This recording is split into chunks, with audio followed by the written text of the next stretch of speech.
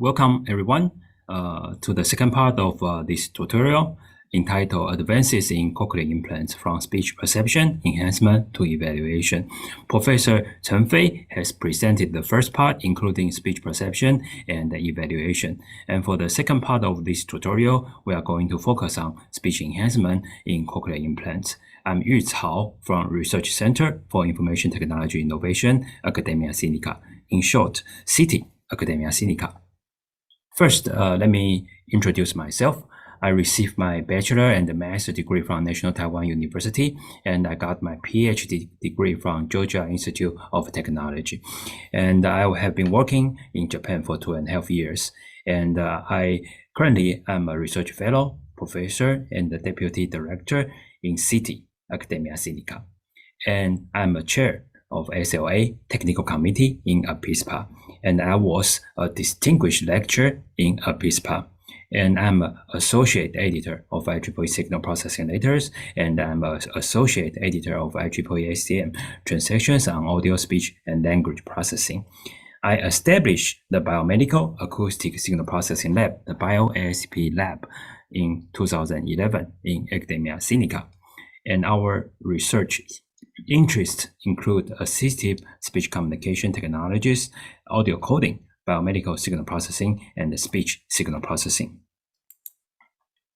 This is the outline for the second part of this tutorial. I will first review some traditional speech enhancement. Then I'm going to introduce some deep learning-based speech enhancement. Finally, I will present goal-oriented and perception-guided speech enhancement. Next, I'm going to introduce how we apply speech enhancement in cochlear implants, which consists of two parts. First, I'm going to introduce intelligibility-oriented speech enhancement for cochlear implants CI speech perception. And I'm going to present one work that integrates speech enhancement and visual cues. Finally, I will summarize the second part of this tutorial by some concluding remarks. First, let me review some traditional speech enhancement. Before that, let us think about what is speech enhancement. It is a regression task, and the goal is to enhance speech signals. There are several related works, such as noise reduction, speech denoising, speech separation, speech dereverbation, bandwidth expansion, and speaker extraction.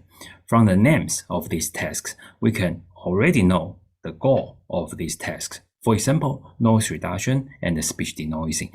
We try to remove the noise components from the speech signals. And the speech separation, we try to separate individual speech signals from a mixture of speech signals. And the speech dereverberation, we try to dereverberate the reverberant speech signals. And for bandwidth expansion, we try to expand the bandwidth of speech signals. And speaker extraction, we try to extract speech signals of a particular speaker from a mixture of speech signals. But if we look at the speech enhancement, we do not know what exactly is the goal. So when we try to derive speech enhancement algorithm, usually we need to give a goal. Generally speaking, speech enhancement aims to convert input speech to enhance one in order to improve speech quality or speech intelligibility or get a higher automatic speech recognition accuracies. These are the goals for speech enhancement. And then if we design new speech enhancement algorithms, we should consider what is the goal we want to reach. There are several evaluation metrics are used to evaluate the speech enhancement performance. These are the common ones. First, perceptual evaluation of speech quality, PESQ, that evaluates the quality of speech signals. And the short-time objective intelligibility, STOI, that evaluates the speech intelligibility. And segmental SNR, that measures the SNR of speech signals. And a log spectral distortion that measures the distortion of speech signals. Because we care more about speech intelligibility and quality, so we focus more on PESQ and the STOI metrics. In the following talk, I will also use PESQ and STOI as a main metrics to compare different speech enhancement methods. Okay, let's start to review the traditional speech enhancement system. This is the overall system. We have a noisy speech signal in the time domain as input, and then we apply short-time Fourier transform to convert these signals to noisy spectral feature. And these noisy spectral features go through two stages. Number one, noise tracking, and number two is gain estimation. Then we can calculate a gain function. By multiplying this noisy spectral feature with this gain function, we can get enhanced spectral feature. And finally, we apply an inverse short-time Fourier transform. Then we can get enhanced speech signal in the time domain. This is the operation of the multiplying the noisy spectral and the gain function to get enhanced spectral features. The question is, how can we compute the gain function? It is based on these two stages, the noise tracking and the gain estimation. There are several ways to perform noise tracking.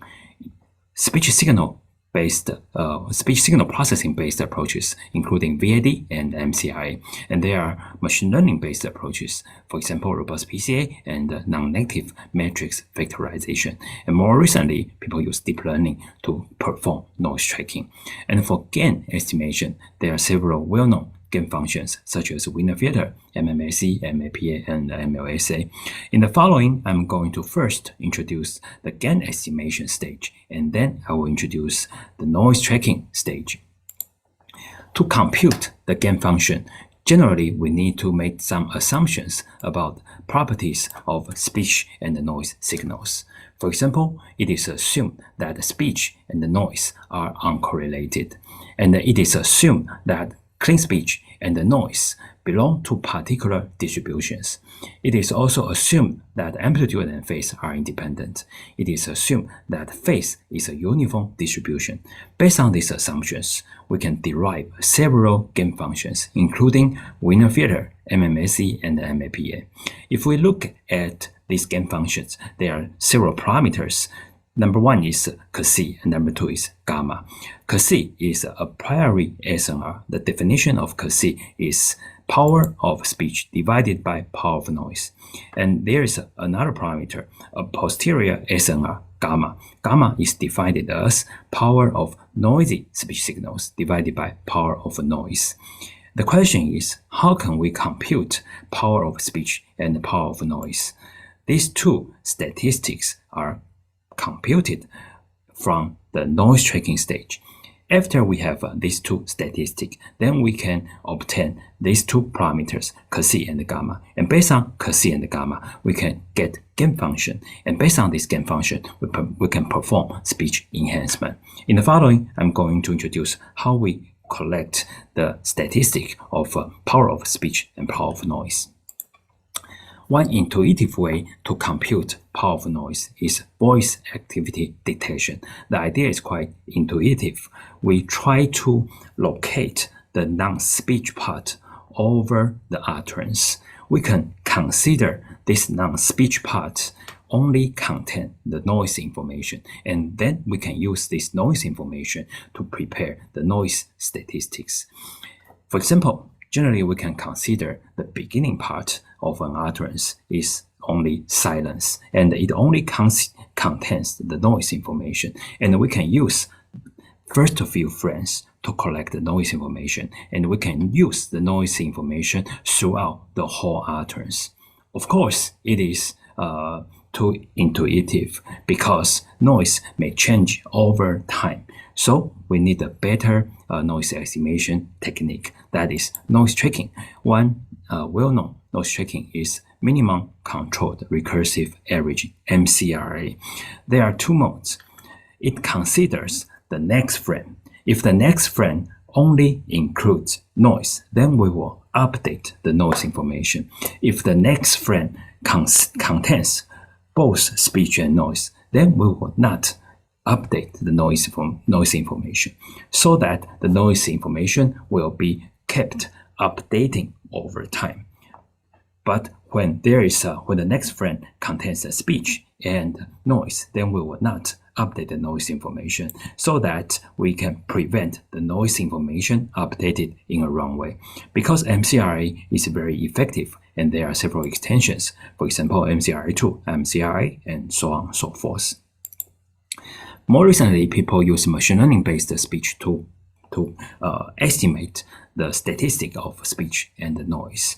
For example, robust principal component analysis, robust PCA. The idea of robust PCA is if we consider the noise speech is like this, and we apply robust PCA, we can decompose these spectrograms into two parts. One part is a sparse matrix, another is a low rank matrix, and speech signal actually has the sparse properties, and the noise signals actually has the low rank property. So we can directly apply robust PCA to decompose the noisy speech into speech part and the noise part. And based on this speech part and noise part, we can compute speech information and noise information, and we can get gain function, and we can perform speech enhancement.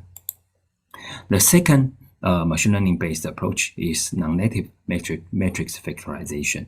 It consists of two phases.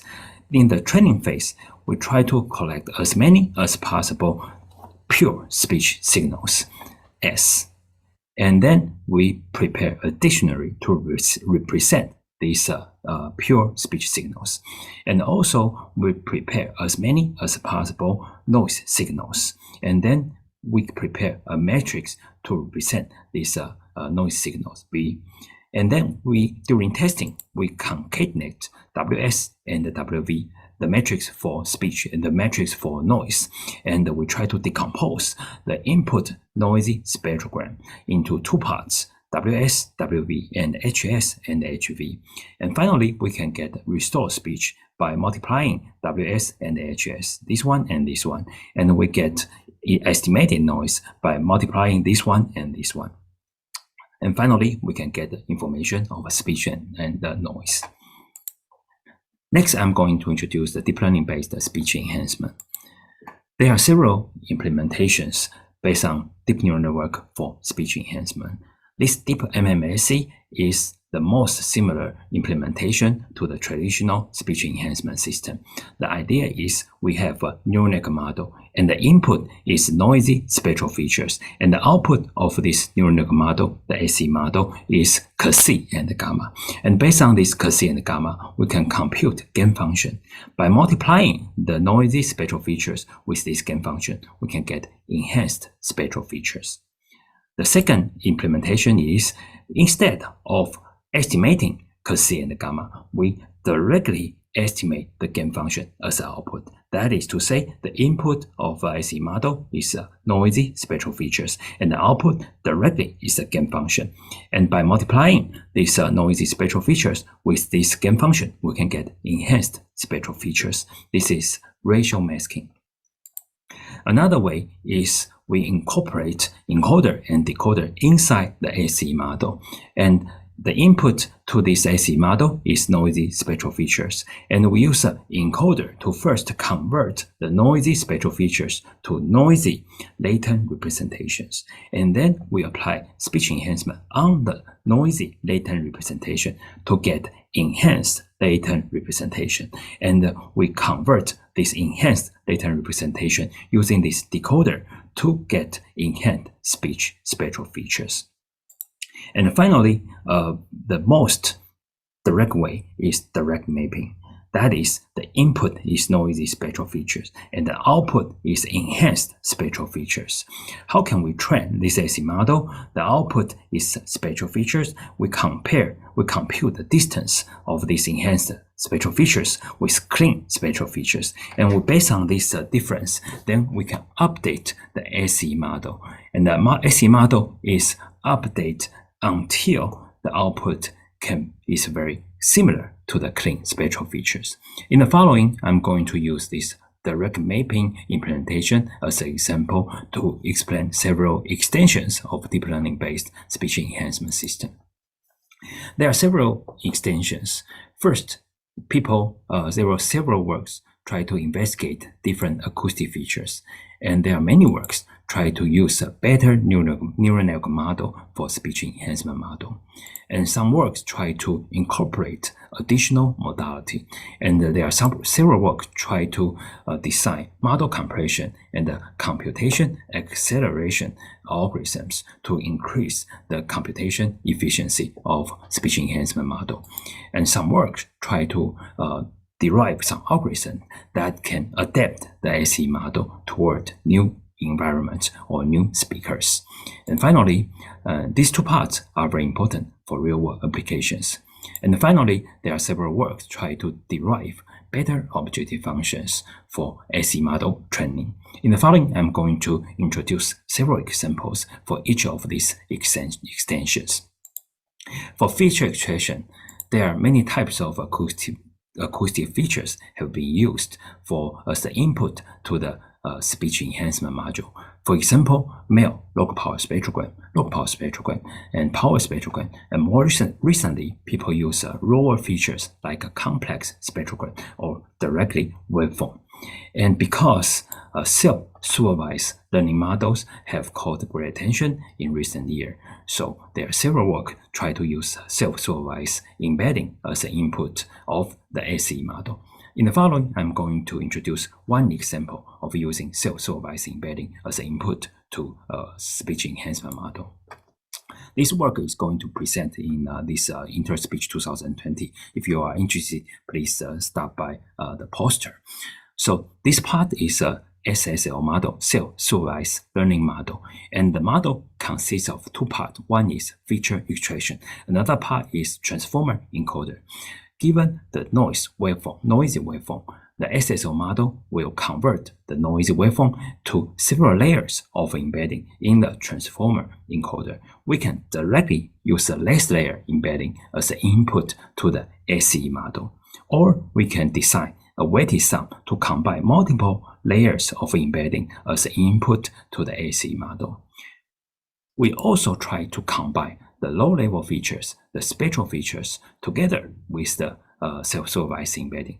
We actually note better performance by this combination. So, and because the SSL model is actually a neural network model, so we can also, this is our final combination. We have a low-level feature and we have self-supervised embeddings.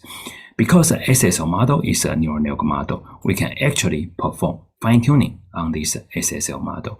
We can try two ways of fine-tuning. One is we fine-tune everything. We call it entire fine-tuning. Or we can only fine-tune the transformer part. It is called partially fine-tuning. And based on this, we can have a different setup. And this work tries to investigate the power of self-supervised embedding. So we simply use a simple BLSTM model for speech enhancement. This slide shows the results. First, we compare the spectral features and the embeddings, the last layer embedding and weighted sum embedding.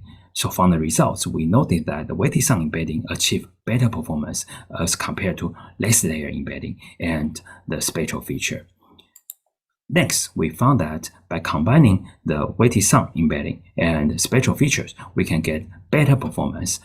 Now the result is 3.05 in the voice bank dataset. Finally, we try to fine-tune the SSL model. Actually, we get even better performance. This is 3.05, the result over here. And by incorporate the fine-tuning on the SSL model, we can get 3.18 and 3.15 as compared to original 3.09. The result shows that by fine-tuning the SSL model, we can get even better performance. And among these two types of fine-tunings, partially fine-tunings actually achieve better performance. This result has also been observed on other speech tasks using self-supervised learning models.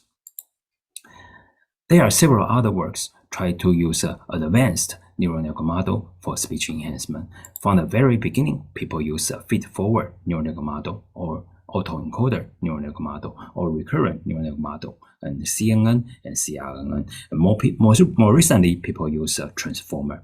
And there are several advanced architectures, for example, skip connection, highway attention, or complex parameters, or dual path and dual branch. Because there are so many different model types and architectures, I simply list these representative works for your reference. Next, several works try to incorporate additional modalities. In the following, I'm going to introduce two examples. One uses lip image, another use vibration signals. This is an audio-visual speech enhancement system. This system consists of two inputs. One is a noisy waveform and one is a lip image. At the output, one is enhanced waveform and another is reconstructed lip features. This overall system, we call it AVSE.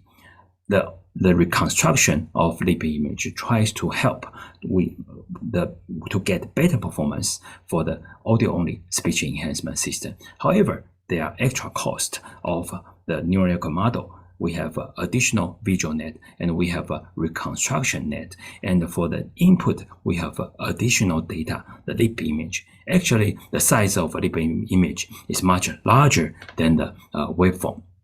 However, we do see some performance improvements. Please see the yellow bar here. This yellow bar is audio-visual speech enhancement system, AVSE, and this orange bar is audio-only speech enhancement, AOSE. From the PSQ results, we can see that AVSE consistently outperforms AOSE for both PSQ and STOI. The result shows that the visual information indeed improved the SE performance. We also test the system in a night market condition. This is quite popular in Taiwan. The lighting condition is not very good, but we can still gain very robust performance. The result tells us that the performance is robust against recording condition as long as the lip can be recorded well. This result actually motivates our further study. In 2022, we published an ILFVSE improved light audiovisual speech enhancement system on TASLP. We try to investigate 4 issues. Number 1, we have increased complexity. We have increased model size. We have more lip image data. And number 2 is a privacy issue. Because the face is recorded, the privacy is a concern. And we have audio-visual synchronization issue. That is, for some sensors, it cannot capture the audio and the visual data synchronously. So the audio-visual synchronization will cause notable performance degradation. I will show you later. And in some applications, we suffer from low quality visual data. For example, we drive a car through a tunnel. So for those parts, the visual part are missing. For the ILFVSE, the improved light audio-visual speech enhancement, we try to address issues number 1 and number 2 by data compression. We try to address issue number 3 and number 4 by data augmentation. In the following, I'm going to introduce this data compression and data augmentation in more detail.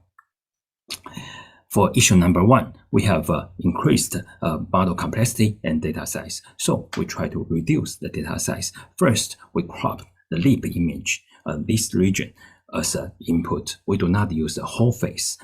And then we apply the CRQ process. C stands for channel reduction. We convert the RGB image to grayscale image. R is the resolution reduction. We reduce the resolution. And Q is the data quantization. We quantize the data. So finally, we have a quantized image. And next, we use an autoencoder to further compress the data. Finally, we use latent features as an input to the video part.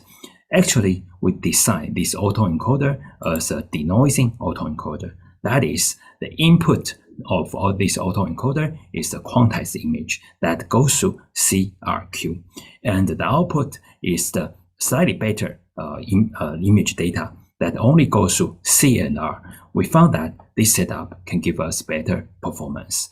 And we also use the latent representation of a deep denoising autoencoder as an input. And finally, we apply data quantization to further quantize the data so the data size can be further reduced.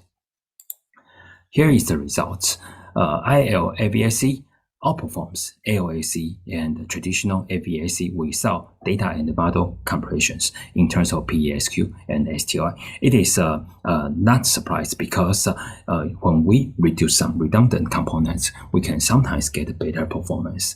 And actually, IL-AVAC reduced 300 times of visual features as compared to original AVAC. And because the latent representation, the quantized latent representation is somehow goes through several nonlinear compression, it is difficult to restore the latent representation from the face information, so the privacy issue can be addressed to some extent. Next, I'm going to introduce how we address the issue number 3, the audio-visual synchronization issue. The left part is the audio-visual synchronized case, and the right part, the right panel shows the result of audio-visual synchronization. The video part is few frames ahead to the audio part. This synchronization will cause performance degradation, and our solution is to perform data augmentation. That is, during training, we artificially generate some audio-visual synchronization data. We move around the video part several frames ahead and several frames behind the audio part to generate some synchronization data during training when we train the audio-visual speech enhancement system.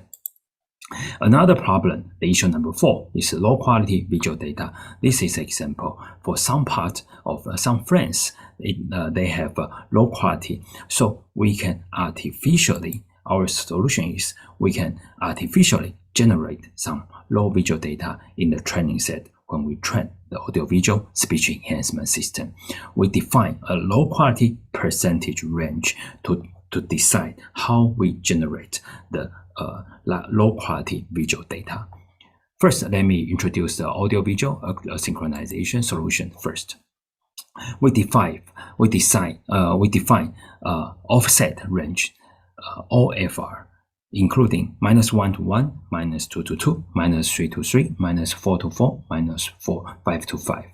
For example, if we set OFR to be -2 to 2, the offset range is from -2 to 2. That is, we move the video part 2 frames ahead, 1 frame ahead, and synchronize 1 frame behind and 2 frames behind of the audio part. So we can artificially generate 4 synchronization condition and 1 synchronized condition. So we can expand the training data 5 times.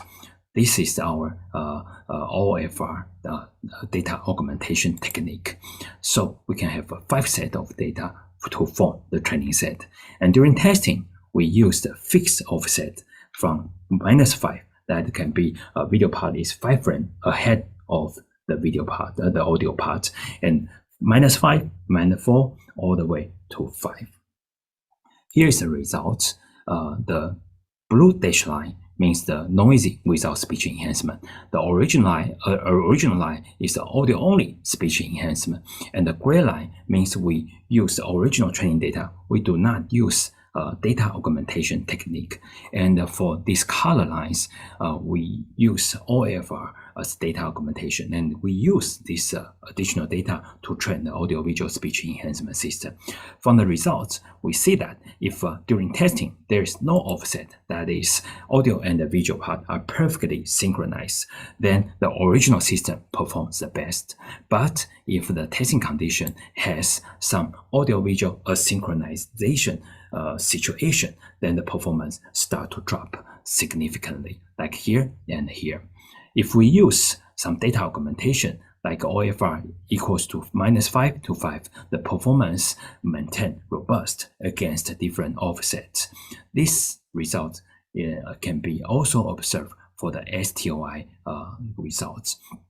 The result shows that if we can use a data augmentation technique, the IL-AVSC can yield robust performance against a synchronization issue. Next, for low quality visual data issue, we first define low quality percentage, and then we define the low quality percentage range. If we set low quality percentage range to 10, then the low quality percentage can be any value between 0% to 10%. For example, if we set low quality percentage is 4, and totally there are 150 frames, then 6 frames will be replaced with 0. Based on this, we can prepare some low quality visual data, and we incorporate this data in the training set to train the audiovisual speech enhancement system. Here is the results. The gray line is the original system without data augmentation. From the result, we can see that if there is no quality in the testing condition, it performs the best. And if we include some low quality data during training, these are the color lines. For example, LPR, low quality percentage range is 50, then the performance maintain robust over low quality percentage. These situations can be observed for both PESQ and STOI results. Another multi-model speech enhancement is we can incorporate the bone conducting microphone and air conducting microphone together. For air conducting microphone, it captures the acoustic signals. From bone conducting microphone, BCM, it captures the vibrations during speaking.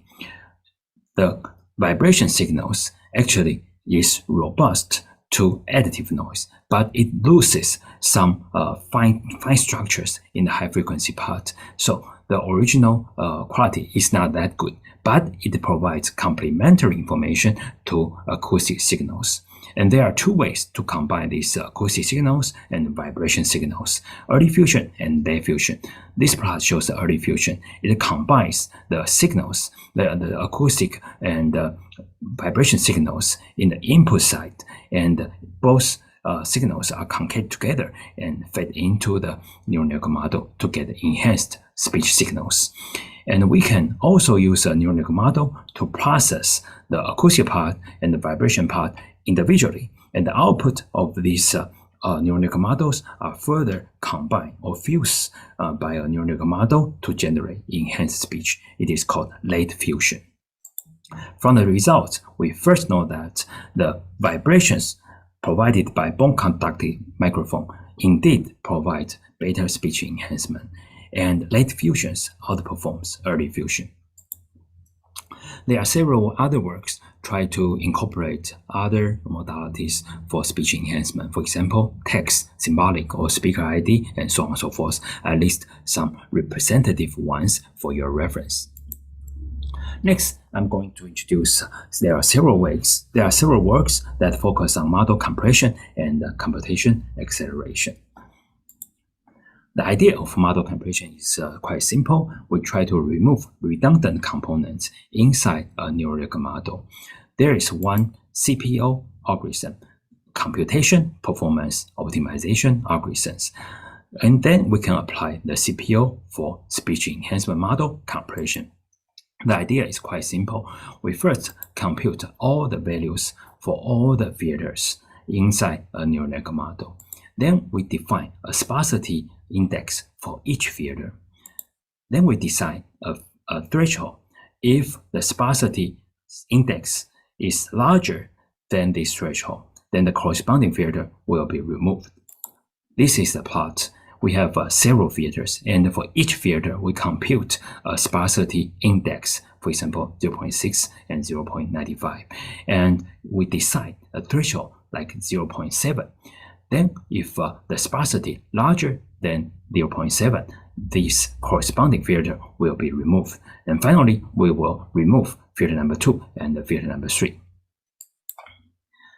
It is clear that if we lower the threshold, more filters will be removed, and the removal ratio will increase. Accordingly, the PESQ and STOI, the quality and the intelligibility should be reduced. Here we plot the correlation of removal ratio and the PESQ and the removal ratio and the STOI. We found that there is a sharp drop, performance drop here. And we found that this is an optimal point in terms of PESQ and STOI. This is 0.7. If we lower the threshold to 0.65, the PESQ and STOI start to significantly degrade. So if we design the optimal trade-off between threshold and quality and intelligibility, this figure might be very, very helpful. In this case, we will decide the threshold to be 0.7, and in this case, the removal ratio will be 20%. Another model compression is parameter quantization. Each value in a neural network model can be represented into 3 parts. One is sign bit, one is 8 exponent bits, and 23 fractions or mantissa bit. This fraction and mantissa bit describe the detail of this value. And this is floating point representations based on these 3 parts. When we designed a circuit for neural computing, we found that the floating point may not be optimal because the fraction point, 23 fraction bits, that is too many, and there are some redundant bits. So we want to reduce this 23 mantissa bit or fraction bit. And we also noted that the multiplication operation is much more complicated than the addition operation. So we try to replace multiplication operations with addition operations. And then we propose the integer adder neural network model. The idea is during multiplication of values, we actually can be considered as addition of 2 values in the sign domain, in the sign bit and the exponent bit. That is, if we can completely remove the mantissa bit, then the multiplication operation can be replaced with addition operation. This is how we train the integer adder neural network model. First, we compute this difference of enhanced speech and clean speech, and we perform a model fine-tuning, and then we apply a model quantization to quantize the model, and again we inference to get the enhanced speech signals, and then we compute the difference of enhanced speech and clean speech, and we perform model fine-tuning again. These 3 stages are performed iteratively until it converges. This will avoid performance degradation during model quantization. This slide shows the results of our IANet. First, we try to use 2 models. One is FCN with 10 layers, another is FCN with 12 layers. FCN is fully convolution neural network. From the results, we first note that the performance maintains in terms of PESQ. Actually, the performance is better if we reduce the model size. And furthermore, we found that the compression ratio is 28%. The model size is significantly reduced. And moreover, the computation time is faster, 1.21 faster as compared to the original model. In addition to these values, we also conduct a subjective listening test because we want to compare pairs of speech. One is generated by the original model. Another one is generated by quantized neural network model. So we can perform just noticeable different experiments. We recruit 20 participants, and we ask each participant to listen to 100 pairs of speech signals. For each pair of speech signals, one is generated by the original model, we denote it as A, and one is generated by quantized speech enhancement model, we denote it as B. And we ask each participant to decide whether this pair of acoustic signals are the same or different. The result shows that among these 100 pairs of speech signals, only 8.75 are determined to be different. That is, less than 10% of testing materials are determined to be different. And we further investigate the response time of the overall and the difference decision. We found that people make it takes longer for people to make the different decision. That is, it is difficult to judge these two acoustic signals are different. The result shows that it is unable to effortlessly differentiate A and B. That is, the result generated by original model and the result generated by quantized model are very similar. There are several other works try to perform model compression and computation acceleration. I list them here for your reference. Next, I'm going to introduce how we adapt the model to the new environment. It is actually called speech enhancement model adaptation. And the idea is like this. In the source domain, for example, in the lab, we can prepare many paired data, noisy speech signals and clean speech signals, and we can train the enhancement model. But during testing, we want to run the enhancement in the testing condition, and the testing condition may be very different from the source condition. So we want to adapt the model a little bit to adjust the model to match the target condition. And there are two modes. One is supervised model adaptation. Another is unsupervised model adaptation. For supervised model adaptation, we assume that in the target domain, we also have paired noisy and clean speech signals. When we adapt the original speech enhancement model, we can simply use this paired speech enhancement signal and perform model adaptation. And another mode is unsupervised model adaptation. That is, we assume that the target domain, we don't have the corresponding clean speech signals. It is more realistic because in real-world application, usually we only have noisy speech signals. And it is also more challenging. And in the following, I'm going to introduce one example for each of supervised and unsupervised model adaptation.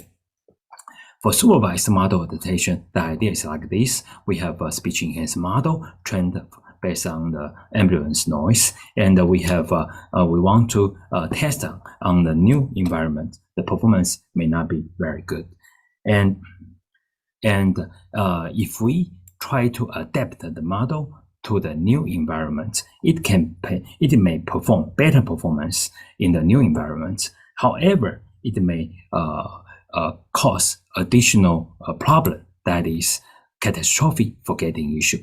That is, if we adapt the model to the new environment, it cannot perform well. It cannot perform well in the original domain.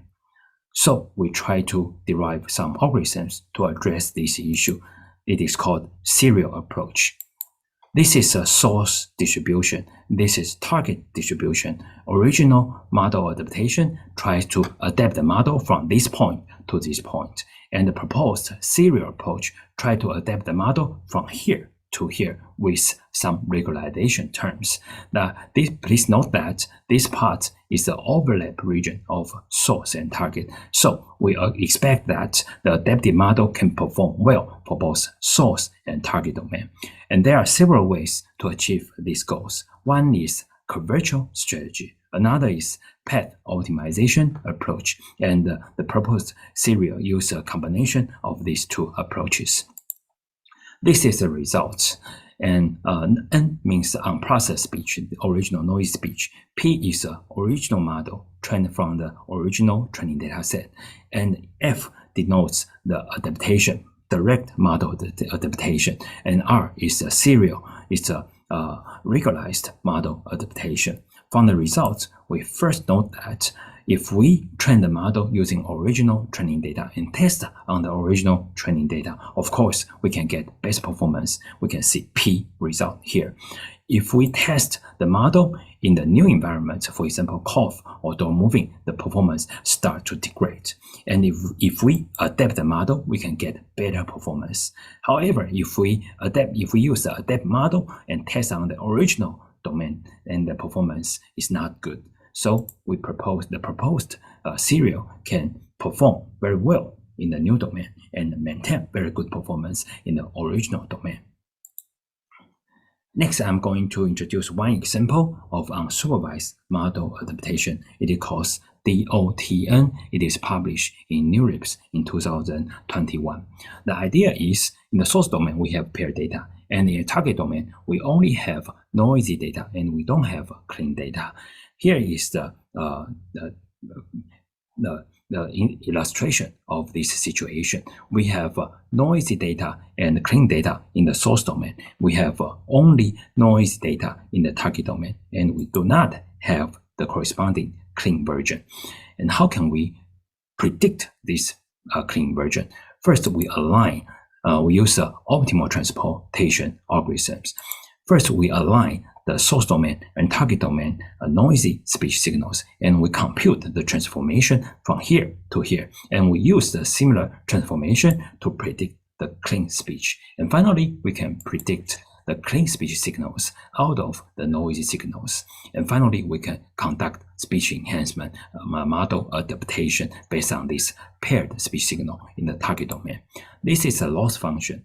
The loss function consists of two parts. This part is try to avoid forgetting issue, and this part is the OT part, optimal transportation algorithm.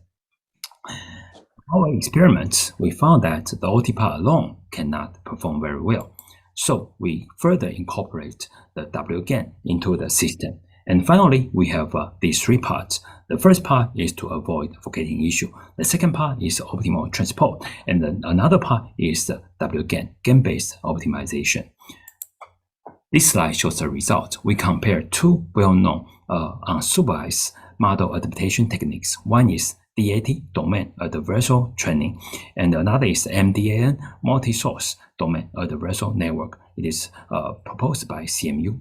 And from the results, we confirm that the proposed DOTN achieve better performance as compared to DAT and MDAN. So the result shows that the DOTN can perform better performance and then on the unsupervised model adaptation task.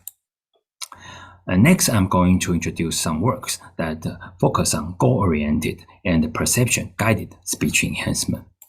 First, we consider to design better objective functions.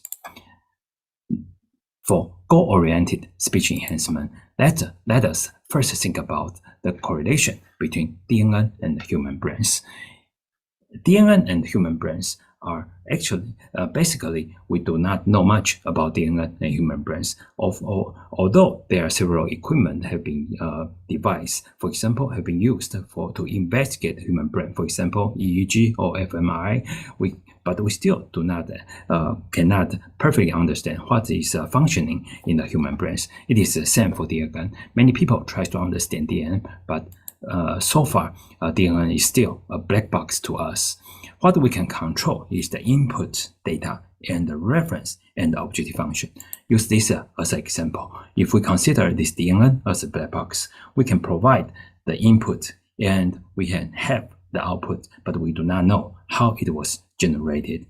And we can provide reference and we can design the objective function.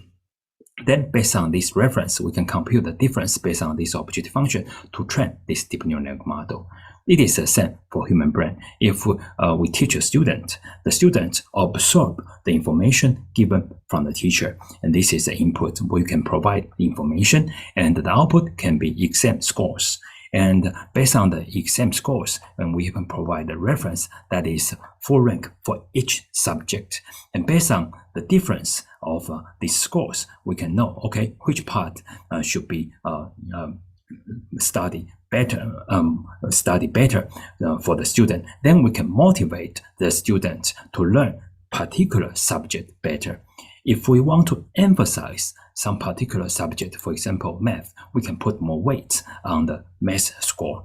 If we want to emphasize chemistry and physics, we can put more weight on the scores of chemistry and physics. So we can motivate the students to learn this subject better.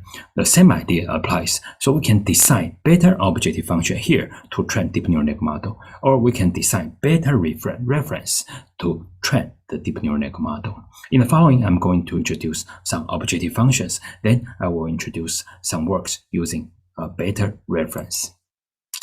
And if we have a definite goal, we should use a better objective function, that is metric-based or objective function. This is the original training procedure of deep learning.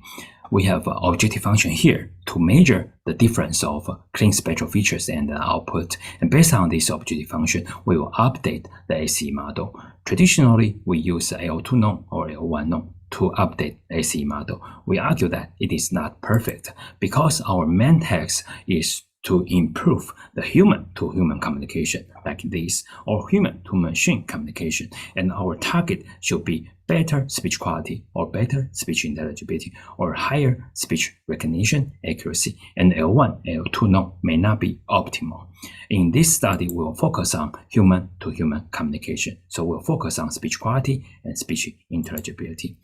To evaluate speech quality and speech intelligibility, the optimal way is conducting listening test. That is, we play one speech signals, and the listener will give a corresponding scores. For example, PESQ, for example, the quality score to be 3 or intelligibility score to be 0.8. And our goal is to convert the speech signals so that the listener will give a higher score. But it is not realistic because usually we need a lot of utterances, and we usually need to recruit many listeners to have a fair comparison. So we propose to use PESQ and STI as surrogator to the listener because PESQ and STI have been proven to provide high correlation to the human perception. And then we try to enhance the acoustics, the speech signal, so that we can get better PESQ or better STI scores. There are two ways. I'm going to introduce two examples. One is to direct optimize the STI score, and another is metric gain. We try to use two-stage optimization. For the first work, STI or STI-based objective function, first let us analyze the STI computation. There are two inputs. One is clean speech signals as a reference, and this is noisy speech signals or processed or enhanced speech signals. Both signals go through short-time Fourier transform analysis to have a spectral gain and go through the 1/3 octave band analysis. We have these two figures, and then we compute the correlations of these two figures. And based on the correlation, we can obtain the STI score. Because everything is linear and differentiable, we can directly use STI computation as the objective function. And our final goal is to improve the STI score by training the ACE model. But we found one limitation of STI function. That is, here the STI computation remove the silence frame. So if we directly use STI as an objective function, it will generate some noisy speech signals. So we consider use the combination of STI and MSE as an objective function. This slide shows the results of intelligibility and quality conducted by human subjects of STI and MSE loss function. This one is the noisy without performed speech enhancement. And these three bars shows the different objective functions using MSE, STI, and MSE plus STI. It is noted that we use the same neural network model, the fully convolutional neural network model. From the results, we observe that the combination of MSE achieved the best performance, and in terms of both intelligibility and quality. It shows that if we fix the model architecture and we use different objective functions, it actually gave us different results. We also try to optimize PESQ score, but PESQ computation is very complicated. In terms of MATLAB, there are 2,700 lines, so it is very difficult to direct optimize PESQ scores. There are several approaches proposed to use reinforcement learning to optimize PESQ scores, or use direction sampling to optimize PESQ scores. And some people try to approximate PESQ scores, make it differentiable, and use it to update the ACE model. In the proposed, there is another work try to use the two-step strategies. First, we can learn a quality net that can predict PESQ scores, and then we can train the AC model based on this quality net. It is published in IEEE Signal Processing Letter in 2020. The idea of this paper is like this.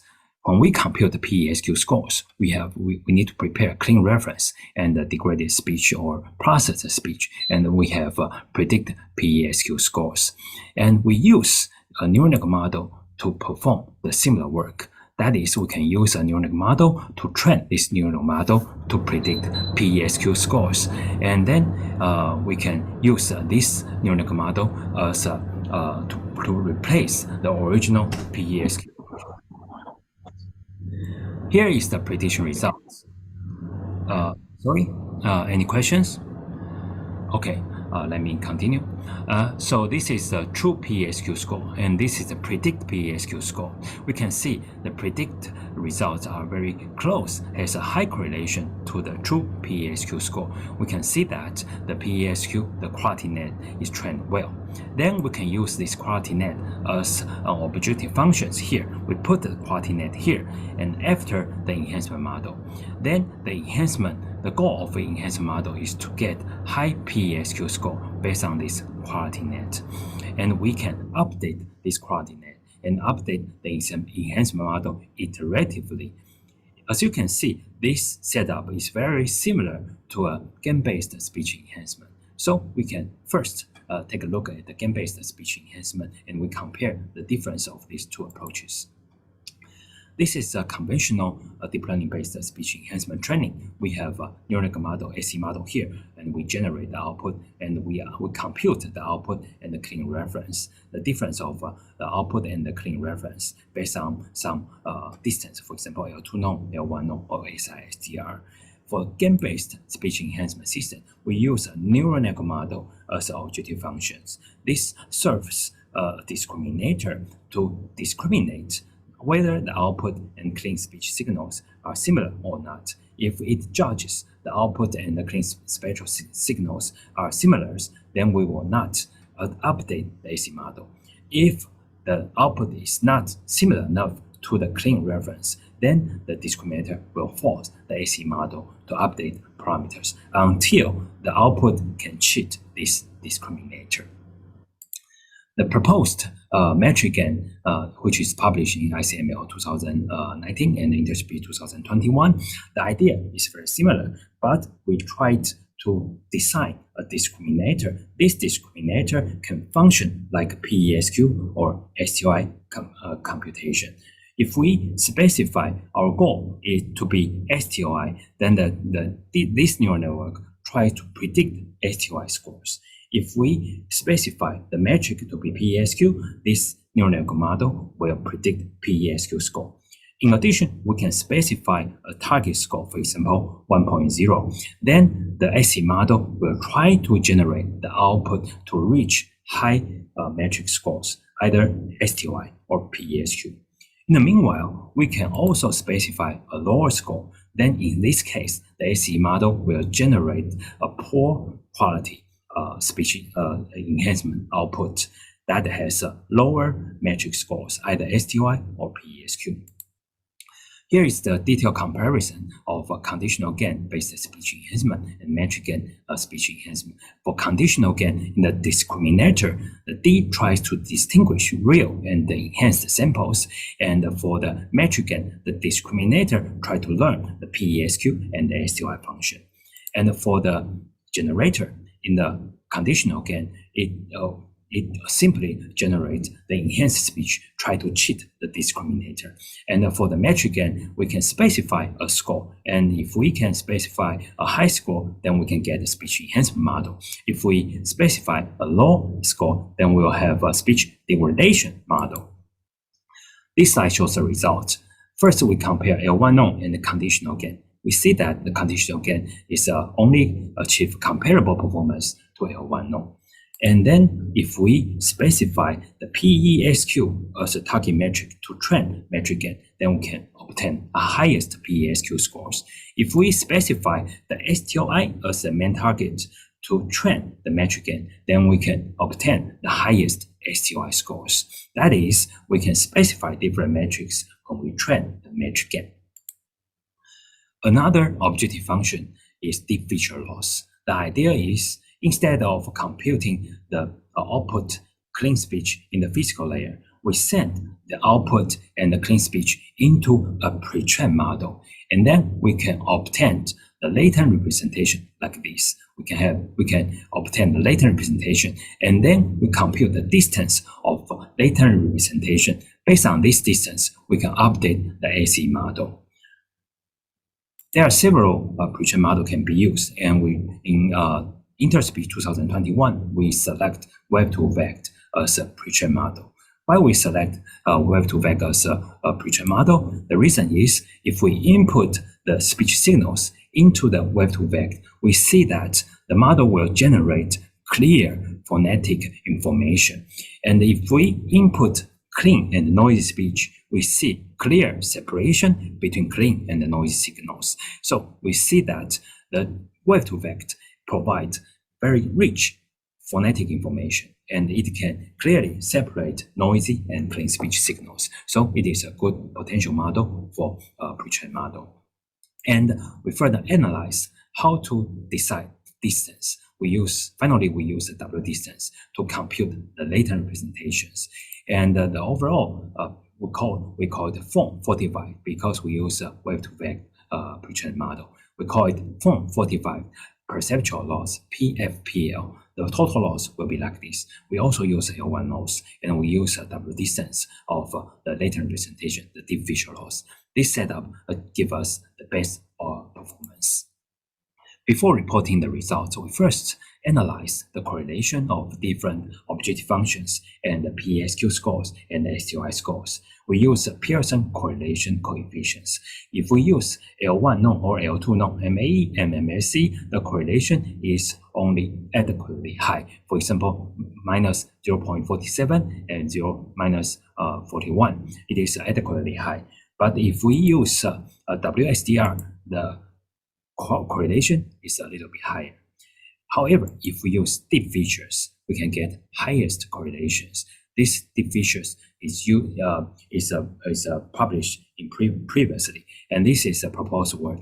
We use form fortifies perceptual loss, and we reach very high correlations. That is to say, if we use this PFPL as an objective function, we should easily get a very high PESQ and very high STOI.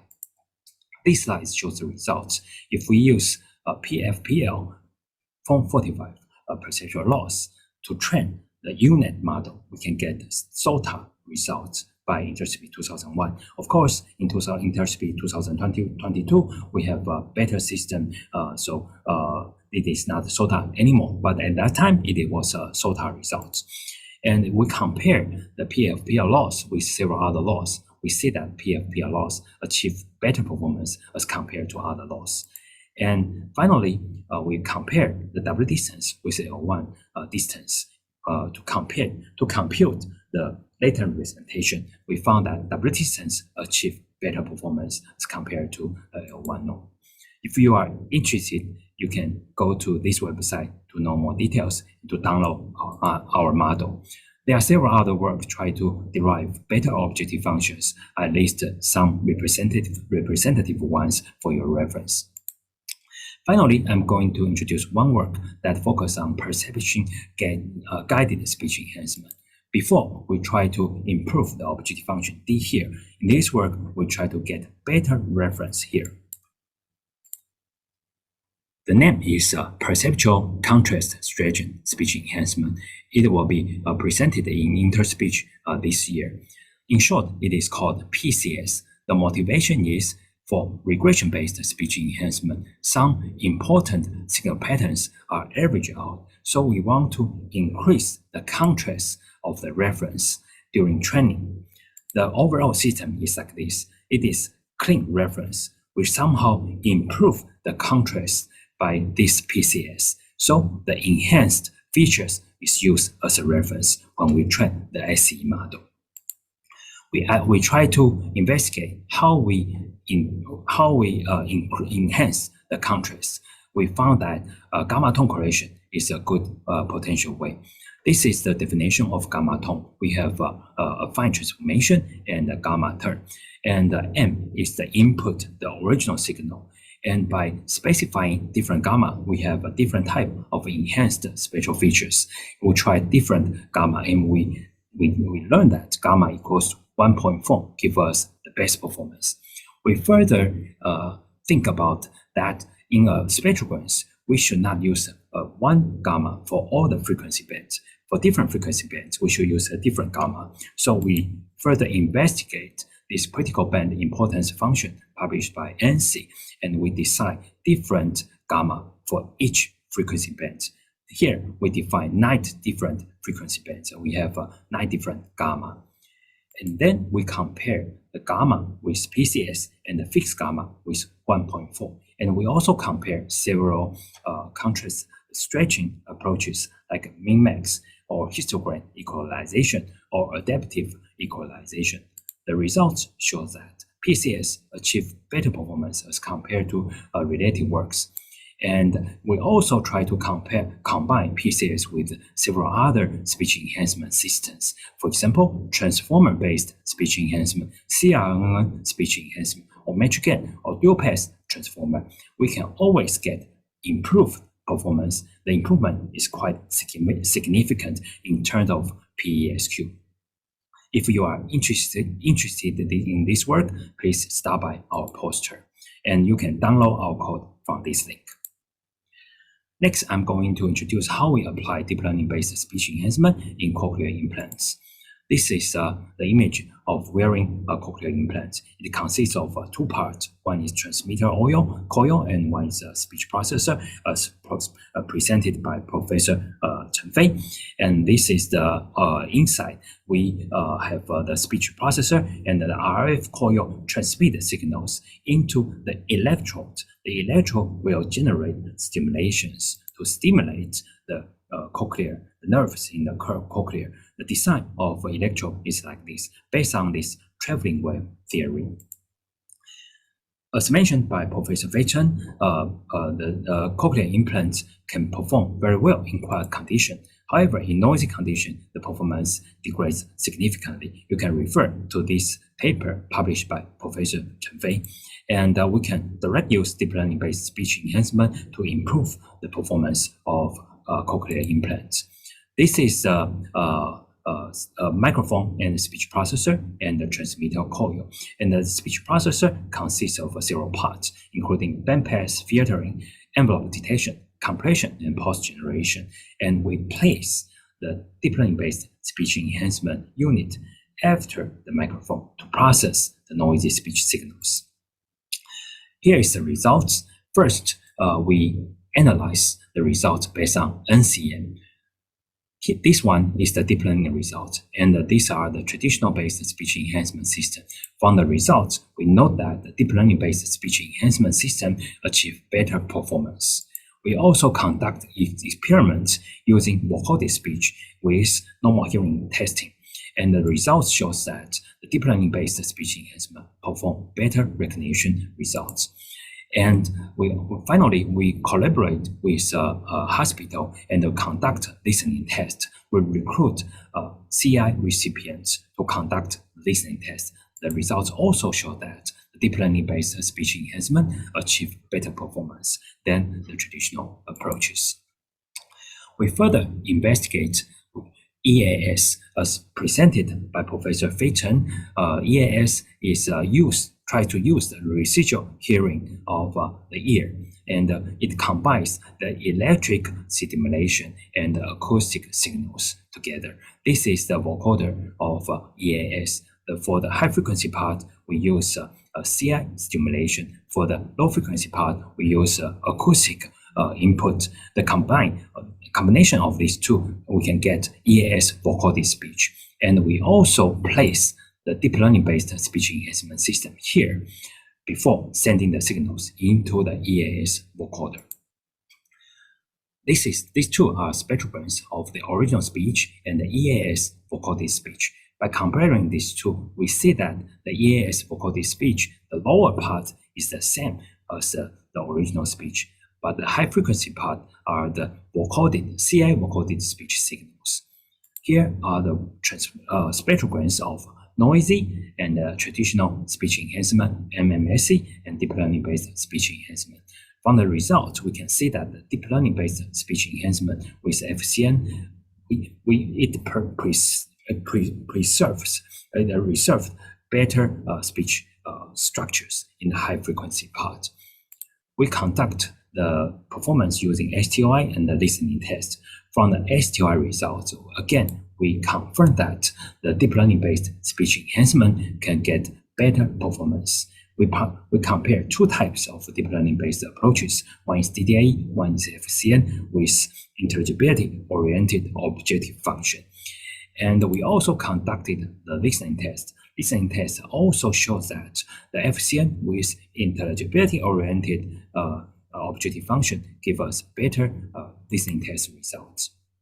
The results shows that first, deep learning-based speech enhancement indeed improve the listening test, and second, the intelligibility-oriented objective functions provide further improvements.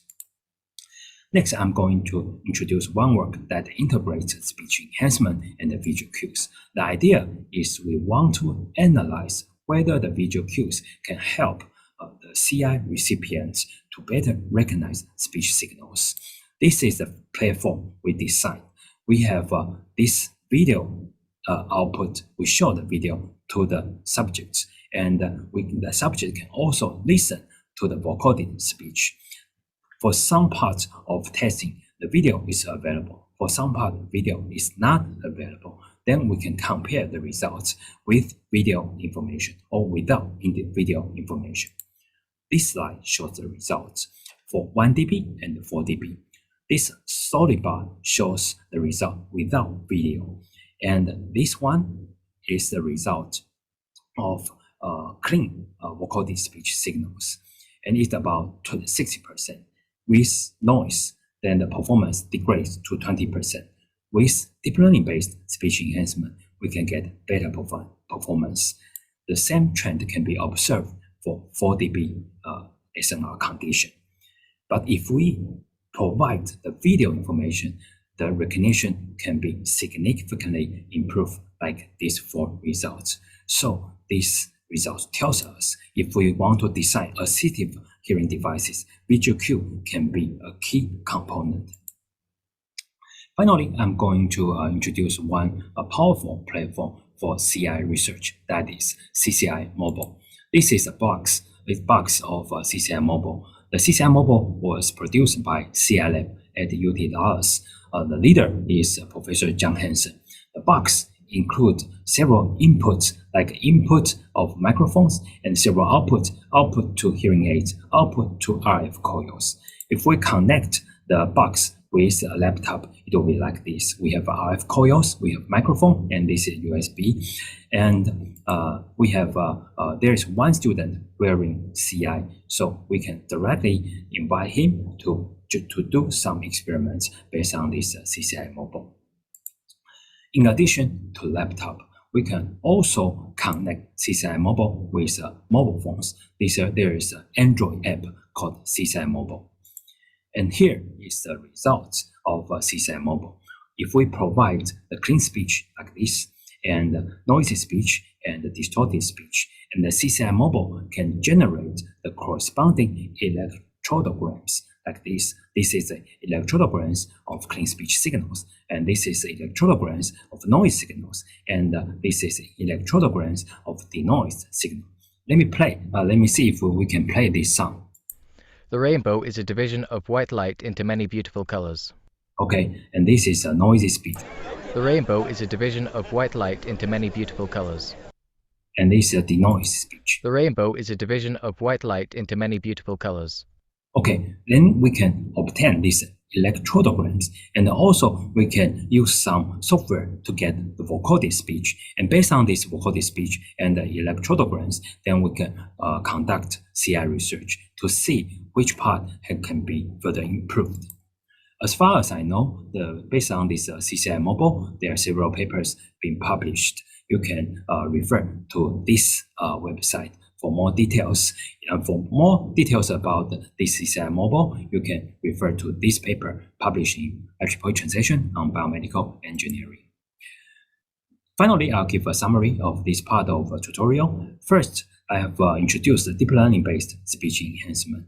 We note notable performance improvements as compared to traditional speech enhancement. And given a target test, for example, speech intelligibility, speech quality, or ASR, we should design optimal objective function for the speech enhancement model. I also presented how we use speech enhancement for cochlear implant and EAS applications.